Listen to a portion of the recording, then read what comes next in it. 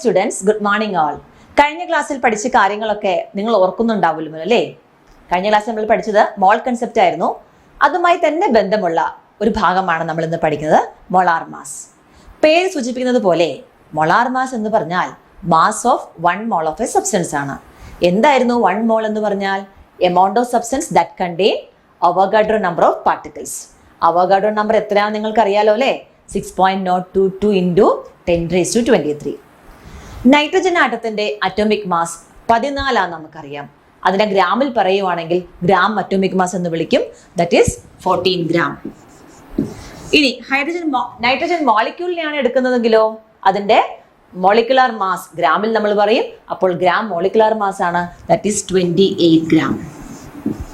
Again oxygen ആറ്റത്തിന്റെ atomic mass ഗ്രാമിൽ പറഞ്ഞാൽ gram atomic mass of oxygen is 16 gram and gram molecular mass of oxygen is 32 gram. ഇതിലെല്ലാം ഉള്ള പാർട്ടിക്കിൾസിന്റെ എണ്ണം same ആണെന്ന് നമ്മൾ കണ്ടു. എത്രയായിരുന്നു ആ number? That is Avogadro number. എല്ലാത്തിലുമുള്ള പാർട്ടിക്കിൾസിന്റെ എണ്ണം ഒന്നാണ്. 6.022 into 10⁻23 ആണ്. ആകെയുള്ള വ്യത്യാസം ഇതില് Avogadro number of nitrogen atom ആണെങ്കിൽ ഇതിലുള്ളത് Avogadro number of nitrogen molecule ആണ്. ഇതിൽ Avogadro number of oxygen atom ആണെങ്കിൽ ഇതിലുള്ളത് Avogadro number of oxygen molecule ആണ്. എല്ലാത്തിലും തുല്യ എണ്ണം പാർട്ടിക്കിൾസ് ആണ്. ദെൻ ഈ അവോഗാഡ്രോ നമ്പർ ഓഫ് പാർട്ടിക്കിൾസ് ഉള്ള ക്വാണ്ടിറ്റീനെ നമ്മൾ വിളിക്കുന്ന പേരാണ് മോൾ എന്ന്. അപ്പോൾ ഇതിലെല്ലാം ഉള്ളത് 1 മോൾ തന്നെയാണ്. ദെൻ ഇങ്ങനെ 1 മോൾ ഓഫ് സബ്സ്റ്റൻസിന്റെ മാസിനെയാണ് മൊളാർ മാസ് എന്ന് പറയുന്നത്. അങ്ങനെയാണെങ്കിൽ ഇതെല്ലാം മൊളാർ മാസ് അല്ലേ? അതിൽ നമുക്ക് എന്താണ് മനസ്സിലാകുന്നത്? Molar mass can be expressed either in gram atomic mass or gram molecular mass. Okay? Molar mass can be expressed in 2 ways. In the case of atoms, it is equal to gram atomic mass. In the case of molecules, it is equal to gram molecular mass. Let us consider the case of hydrogen atom. The mass of 6.022 into 10⁻23 hydrogen atom is equal to 1 gram. ശരിയാണല്ലോ? Again, mass of 1 hydrogen atom is equal to എന്തായിരിക്കും? ഇവിടെ 1 വരണമെങ്കിൽ ഇതിനെടുത്ത് താഴോട്ട് കൊണ്ടുപോകണം അല്ലേ? That's equal to 1/6.022 into 10⁻23. That's equal to 1.6 into 10⁻24 gram. Okay? ഇതേപോലെ നമുക്ക് ഹൈഡ്രജന് പകരം നമ്മൾ കാർബൺ ആണ് യൂസ് ചെയ്യുന്നത് കരുതുക. ഇവിടെ എന്ത് വരും? ഇവിടെ കാർബൺ. ഇവിടെ എന്ത് മാറ്റം നമുക്ക് വരുത്താം? 12 ഗ്രാം. ശരിയാണല്ലോ? Then mass of 1 carbon atom is equal to എന്തായിരിക്കും? 1 carbon atom is equal to ഇവിടെ 12 ഡിവൈഡഡ് ബൈ 6.022 into 10⁻23 അല്ലേ? അപ്പൊ നമുക്കറിയാം ഇവിടെ ആൻസർ ഇതല്ല വരിക. 1/6.022 into 10⁻23 is equal to 1.6 into 10⁻24 gram ആണ്. അതേ ഇൻറ്റു 12 എന്ന് വരും അല്ലേ? ഇതേപോലെ നൈട്രജനെ ഞാൻ ചോദിക്കുകയാണെങ്കിൽ നിങ്ങൾക്ക് പറയാനായിട്ട് സാധിക്കും. എന്ത് മാറ്റം വരുത്തണം? Mass of 6.022 into 10⁻23 nitrogen atom is equal to ഇവിടെ എന്തെഴുതും? 14 ഗ്രാം എന്ന് എഴുതും അല്ലേ? Then mass of 1 nitrogen atom is equal to എന്ത് വരും? 14 divided by 14 divided by 6.022 into 10⁻23. That's equal to നമുക്ക് നൈട്രജൻ ആറ്റത്തിന്റെ കേസിൽ വരുന്ന നൈട്രജൻ ആറ്റത്തിന്റെ കേസിൽ ഇങ്ങനെയാണ് വരിക. 14 into 1.6 into 10⁻24 ഗ്രാം. അപ്പൊ നമ്മൾ ഏത് ആറ്റം എടുത്ത് നോക്കിയാലും അതിന്റെ അറ്റോമിക് മാസ് ഇൻറ്റു ഈ 1.6 into 10⁻24 ഗ്രാം എന്ന ക്വാണ്ടിറ്റിയാണ്. ഈ ക്വാണ്ടിറ്റിനെയാണ് അറ്റോമിക് മാസ് യൂണിറ്റ് എന്ന് പറയുന്നത്. എന്തുകൊണ്ടാണ് ഇതിന് അറ്റോമിക് മാസ് യൂണിറ്റ് എന്ന് പറയുന്നത്? ഒരു ആറ്റത്തിന്റെ മാസ് കണ്ടുപിടിക്കാൻ ഉപയോഗിക്കുന്ന ക്വാണ്ടിറ്റി ആയതുകൊണ്ടാണ് ഇതിനെ അറ്റോമിക് മാസ് യൂണിറ്റ് എന്ന് പറയുന്നത്. AMU എന്ന് പറയും. അപ്പം 1 AMU is equal to 1 AMU is equal to 1 AMUന്റെ value എന്ന് പറഞ്ഞാൽ that's equal to 1.6 into 10⁻24 gram. ഈ വാല്യൂവിനെ നിങ്ങൾക്ക് പരിചയം ഉണ്ടാവും. നമ്മൾ ഈ ഭാഗം തുടങ്ങിയത് തന്നെ ഈ വാല്യൂ കൊണ്ടാണ്. ഹൈഡ്രജൻ ആറ്റത്തിന്റെ മാസ് ആയിരുന്നു ഇത്. ഓക്കെ, അപ്പം ഈ AMU ഉപയോഗിച്ച് നമുക്ക് ഏതൊരു എലമെന്റിന്റെയും ആറ്റത്തിന്റെ മാസ് കണ്ടുപിടിക്കാൻ പറ്റും. ഉദാഹരണമായി മാസ് ഓഫ് കാർബൺ ആറ്റം ആണെങ്കിൽ കാർബൺ ആറ്റത്തിന്റെ അറ്റോമിക് മാസ് 12 ആണ്. 12 ഇൻറ്റു AMU. നൈട്രജൻ ആറ്റത്തിന്റെ മാസ് ആണ് കണ്ടുപിടിക്കേണ്ടതെങ്കിലോ 14 ഇൻറ്റു AMU. ഓക്സിജൻ ആറ്റത്തിന്റെ ആണെങ്കിലോ പറയാമോ? ഓക്സിജൻ ആറ്റത്തിന്റെ അറ്റോമിക് മാസ് 16 ആണ്. 16 into AMU. Okay, so AMU represent atomic mass unit. എങ്ങനെയാ അത് കണ്ടുപിടിക്കുക? 1/Na, that's equal to 1/6.022 into 10⁻23 and its value is 1.6 into 10⁻⁻24 gram. Okay, അപ്പൊ നമുക്ക് ഏതൊരു എലമെന്റിന്റെയും ഒരാറ്റത്തിന്റെ മാസ് AMU ഉപയോഗിച്ച് വളരെ സിമ്പിൾ ആയിട്ട് കണ്ടുപിടിക്കാൻ പറ്റും. എങ്ങനെയാണ്? Mass of the atom is equal to ആ എലമെന്റിന്റെ atomic mass into AMU. Okay, അതുപോലെ തന്നെ നമുക്ക് മോളിക്യൂളിന്റെ മാസും ഇതേപോലെ AMU ഉപയോഗിച്ച് കണ്ടുപിടിക്കാൻ പറ്റും. അതായത് mass of a molecule is equal to molecular mass into AMU. അപ്പം ഈ AMU കൊണ്ടുള്ള പ്രധാന ബെനിഫിറ്റ് എന്ന് പറഞ്ഞാൽ നമുക്ക് വളരെ എളുപ്പത്തിൽ ഏതൊരു ആറ്റത്തിന്റെയും അല്ലെങ്കിൽ ഏതൊരു മോളിക്യൂളിന്റെയും മാസ് നമുക്ക് കണ്ടുപിടിക്കാനായിട്ട് സാധിക്കും. ഇനി നമ്മൾ ഈ അറ്റോമിക് മാസുമായി ബന്ധപ്പെട്ട് മറ്റൊരു കൺഫ്യൂഷൻ നമുക്ക് ഉണ്ടാവുക ഐസോട്ടോപ്പുമായി ബന്ധപ്പെട്ടിട്ടാണ്. അതായത് ഐസോട്ടോപ്സ് എന്ന് പറയാം, ഒരേ എലമെന്റ് തന്നെ ഡിഫറെന്റ് ആറ്റംസ് ആണ്, അതിന് ഡിഫറെന്റ് അറ്റോമിക് മാസ് ആയിരിക്കും. അപ്പോൾ നമുക്ക് കാൽക്കുലേഷൻ ഒക്കെ ഉപയോഗിക്കുമ്പോൾ ഏത് അറ്റോമിക് മാസ് ആണ് എഴുതേണ്ടത് നമുക്ക് കൺഫ്യൂഷൻ വരും. ഓക്കെ, ഫോർ എക്സാമ്പിൾ ക്ലോറിന്റെ 2 ഐസോട്ടോപ്സ് ആണ്, ക്ലോറിൻ 35 ആൻഡ് ക്ലോറിൻ 37. ഇങ്ങനത്തെ കേസിൽ നമ്മൾ അവരുടെ അറ്റ്മോസ്ഫിയറിലുള്ള അബൻഡൻസ് എങ്ങനെയാണെന്ന് നമ്മൾ നോക്കും. Chlorine 35 75%, chlorine 37 25%. അവരുടെ മാസുകൾ, അവരുടെ അബൻഡൻസിന്റെ പ്രപ്പോർഷൻ എന്ന് പറയുന്നത് 3:1 ആണ്. കാരണം ഇത് 75 ആണ്, ഇത് 25 ആണ്. അപ്പൊ ഇവരുടെ ഈ മാസുകൾ തമ്മിലുള്ള ഒരു ആവറേജ് എന്ന് പറയുന്നത് മാസ് ഓഫ് ക്ലോറിൻ, ഈ 2 ആറ്റങ്ങളുടെ മാസുകൾ തമ്മിലുള്ള ഒരു ആവറേജ് എന്ന് പറയുന്നത് 35 3 ഭാഗമാണ് കണ്ടോ. 35 ഇൻറ്റു 3 പ്ലസ് 37 1 ഉള്ളൂ, 1 പോർഷനേ ഉള്ളൂ. 37 ഇൻറ്റു 1 മൊത്തം 3 1 4, ടോട്ടൽ ക്വാണ്ടിറ്റി 4 ആണ്. അത് കാൽക്കുലേറ്റ് ചെയ്താൽ നമുക്ക് കിട്ടും 35.5. അപ്പൊ നമ്മൾ കാൽക്കുലേഷനിൽ ക്ലോറിന്റെ അറ്റോമിക് മാസ് ആയിട്ട് എടുക്കുന്നത് 35.5 ആയിരിക്കും. ഒരു ചെറിയ ഭാഗം കൂടി ഇതിനകത്തുള്ളത് മൊളാർ വോളിയം ആണ്. മൊളാർ വോളിയം പേര് കേൾക്കുമ്പോൾ തന്നെ നമുക്കറിയാം വോളിയം ആരുടെ വോളിയമാണ്? 1 mole ഓഫ് എ സബ്സ്റ്റൻസ്. സോളിഡിന്റെയും ലിക്വിഡിന്റെയും കേസിൽ ഈ മൊളാർ വോളിയത്തിന് ഒരു പ്രസക്തിയും ഇല്ല, കാരണം അവരുടെ വോളിയം ചേഞ്ച് ചെയ്യുന്നില്ല. എന്നാൽ ഗ്യാസിനെ സംബന്ധിച്ച് വോളിയം മാറുന്നുണ്ട്. നമുക്കറിയാം എപ്പോഴൊക്കെയാണ് പ്രധാനമായിട്ടും ഈ വോളിയം മാറുക? ടെമ്പറേച്ചറും പ്രഷറും മാറ്റുമ്പോൾ ഗ്യാസിന്റെ വോളിയം മാറും. അതുകൊണ്ട് തന്നെ നമ്മൾ 1 mole ഓഫ് എ ഗ്യാസ് എന്ന് പറയുമ്പോൾ അതിന്റെ കൂടെ സ്പെസിഫൈ ചെയ്യണം it's temperature and pressure. Okay, അപ്പോൾ മൊളാർ വോളിയം എന്ന് പറഞ്ഞാൽ എന്തായിരിക്കും? Volume of 1 mole of A gas at A particular temperature and pressure. What is molar volume? It is A volume of 1 mole of A gas at A particular temperature and pressure. കാരണം temperature മാറുമ്പോൾ volume മാറുന്നുണ്ട്. Okay, pressure കൂട്ടിയാൽ volume കുറയും. അപ്പൊ ഇങ്ങനെ ടെമ്പറേച്ചറിനും പ്രഷറിനും അനുസരിച്ച് ഗ്യാസിന്റെ volume മാറുന്നു. ഇനി നമുക്ക് ചില പ്രത്യേക കണ്ടീഷൻ STP എന്നൊക്കെ നിങ്ങൾ കേട്ടിട്ടുണ്ടാവും അല്ലേ? Standard temperature and pressure. അതായത് സ്റ്റാൻഡേർഡ് ടെമ്പറേച്ചർ നമ്മൾ 0 ഡിഗ്രി സെൽഷ്യസും പ്രഷർ 1 അറ്റ്മോസ്ഫിയറും എടുത്താൽ ഏതൊരു ഗ്യാസും 1 mole ഓഫ് ഏതൊരു ഗ്യാസും ഒക്യുപ്പൈ ചെയ്യുന്ന വോളിയമാണ് 22.4 ലിറ്റർ. അത് നമുക്ക് വേണമെങ്കിൽ ml പറയാം. ചില കാൽക്കുലേഷനിലൊക്കെ നമ്മൾ അങ്ങനെയാണ് യൂസ് ചെയ്യുക. That's equal to 22,400 ml. Clear ആണല്ലോ? അപ്പൊ STPയിൽ ഏത് ഗ്യാസ് എടുത്താലും 1 mole ഓഫ് ഓക്സിജൻ എടുത്താലും 1 mole ഓഫ് ക്ലോറിൻ എടുത്താലും 1 mole ഓഫ് നൈട്രജൻ എടുത്താലും STPയിൽ അതിന്റെ വോളിയം എന്ന് പറയുന്നത് 22.4 ലിറ്റർ ആയിരിക്കും. ഇനി നമുക്കിതുമായി ബന്ധപ്പെട്ട ചില ന്യൂമറിക്കൽ പ്രോബ്ലംസ് നോക്കാം. Problem calculate the mass of A silver atom. നമ്മൾ നേരത്തെ ക്ലാസ്സിൽ പറഞ്ഞ ഐഡിയ തന്നെയാണ് ഉപയോഗിക്കുന്നത്. അതിന്റെ കൂട്ടത്തില് ക്വസ്റ്റ്യനില് അറ്റോമിക് മാസ് ഓഫ് സിൽവർ തന്നിട്ടുണ്ട് 108 ആണ്. ഇതിന്റെ അർത്ഥം എന്തായിരുന്നു?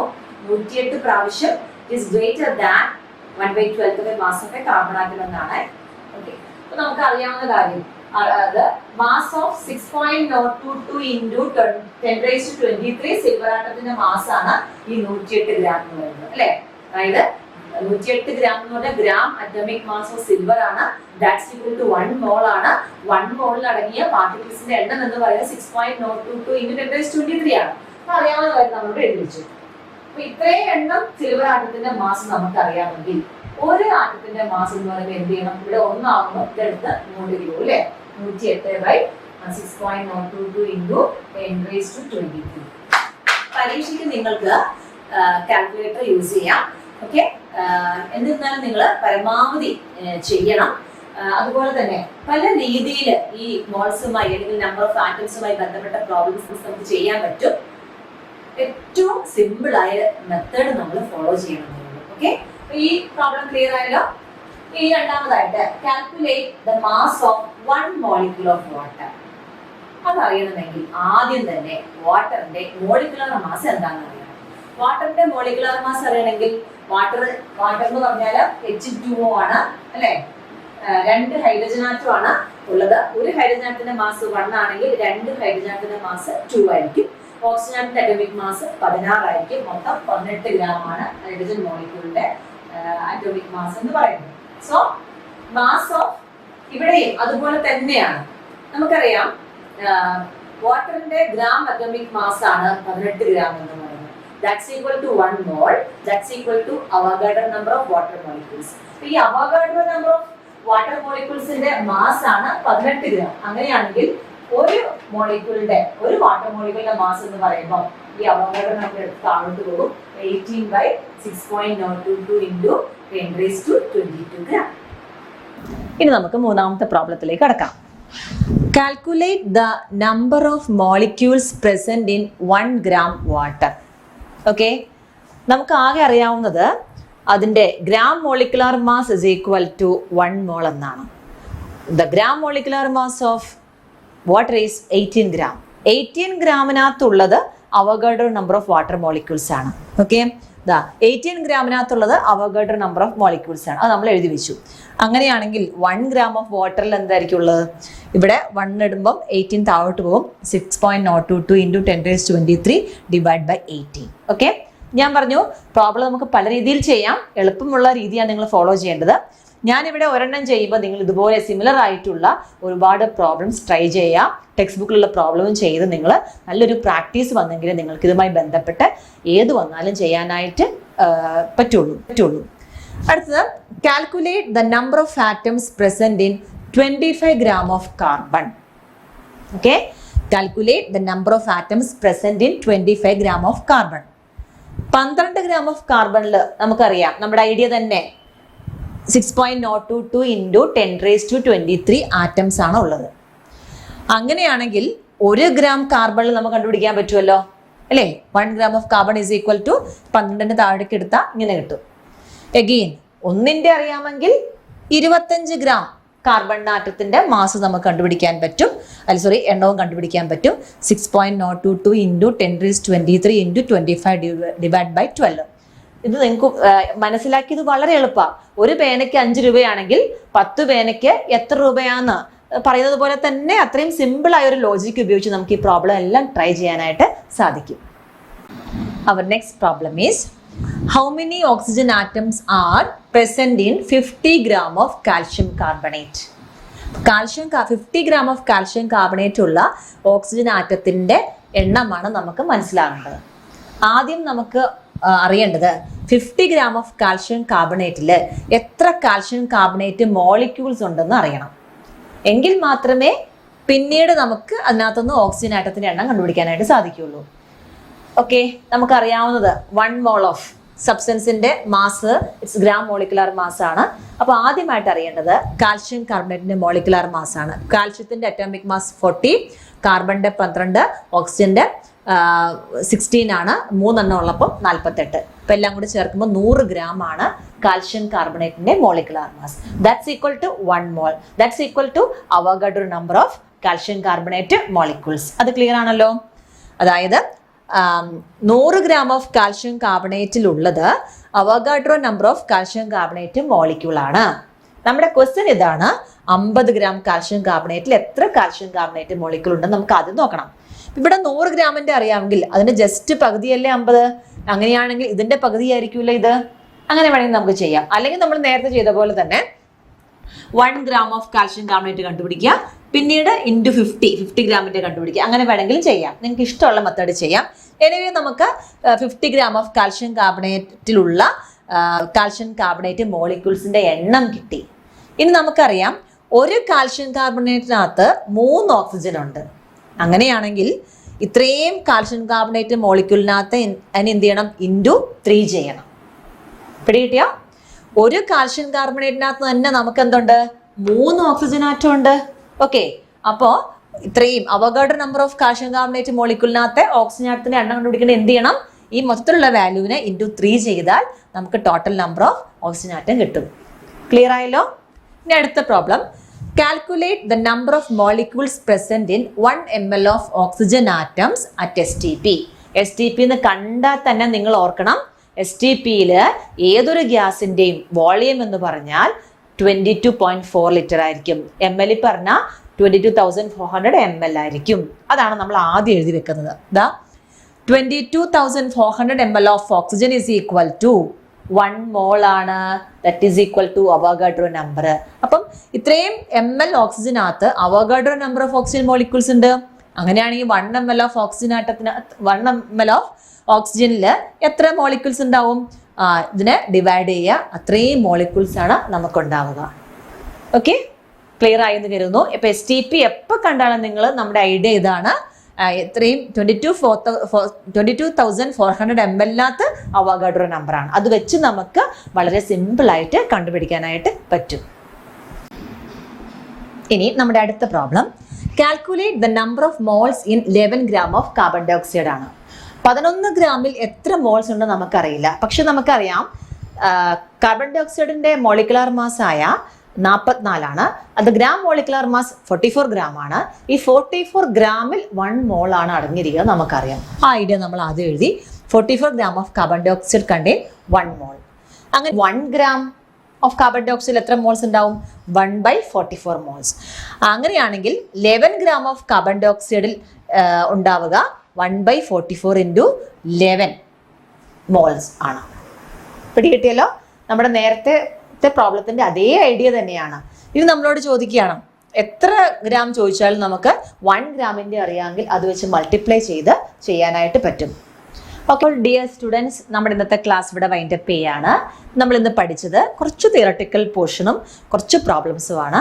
ഞാൻ പഠിപ്പിച്ചു തന്ന പ്രോബ്ലംസ് മാത്രം ചെയ്താൽ പോരാ, ടെക്സ്റ്റ് ബുക്ക് എടുത്തിട്ട് ഇത് സിമിലർ ആയിട്ടുള്ള പ്രോബ്ലംസ് നിങ്ങൾക്ക് ട്രൈ ചെയ്യാവുന്നതാണ്. നിങ്ങളത് ചെയ്ത് പഠിക്കുന്ന അനുസരിച്ചാണ് നിങ്ങൾക്കൊരു എക്സ്പീരിയൻസ് കിട്ടുക. അപ്പോൾ എല്ലാവരും നന്നായിട്ട് പ്രോബ്ലംസ് ചെയ്ത് പഠിക്കുമെന്ന് കരുതുന്നു. We will meet in the next week. Thank U.